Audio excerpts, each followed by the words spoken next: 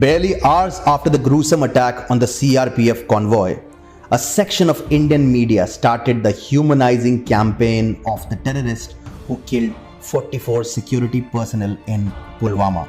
In what can be described as the deadliest terrorist attack in the 3-decade-long history of militancy in Kashmir, terrorist Adil Ahmed Dar rammed his vehicle into one of the trucks carrying the CRPF Jawans. Amid all this, the media seeks to bring forward the humane side of the terrorist and deal with the issue with a more humanistic approach. Media organizations like India Today and Scroll, along the lines of plight of the poor Kashmiris, wasted no time in absolving the fanatic terrorist of his act by conveniently blaming it on the circumstances. Scroll has published a complete memoir of Adil Ahmed Dar, the terrorist. The memoir describes the treatment meted out to the Kashmiris by the Indian Army and how the army is cultivating jihad amongst the Kashmiris. The article goes on to describe the plight of Dar's family, wherein his father uses terms such as responsible kid, militant, and martyr to describe him.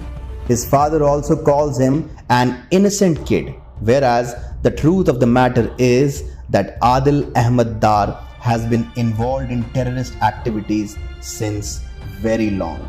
Dar actively participated in the 2016 Burhan Wani uprising and had once even been shot at by a security personnel.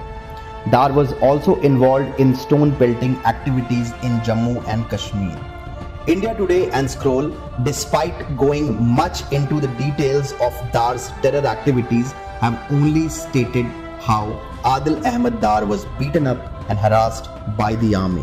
Moreover, Dar was not the only member to join militancy from his family, as Dar's cousins had also been involved in anti-national activities, which his father and his family term as pro-freedom politics. The family also complained that when one of Dar's cousins, Tausif Ahmed Dar, returned from militancy, he was locked up under the Public Safety Act instead of being issued a passport to go to Dubai. Were they expecting the country to set him free and wait for another attack?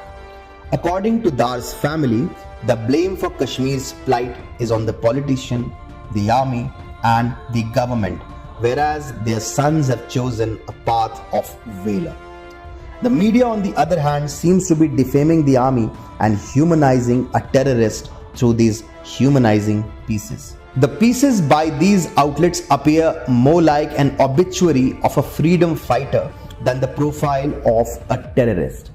At a time when the media should be focusing on unifying the nation and sympathizing with the Jawans who lost their lives, both the outlets have directly placed the blame of turning the youth into a terrorist on the army and the Indian establishment. These two reports are widely being used by pro-Pakistan handles to undermine the attack on the security forces and portray India in a bad light. Essentially, Indian media is strengthening the propaganda against India and the Indian army with this kind of shameful reporting.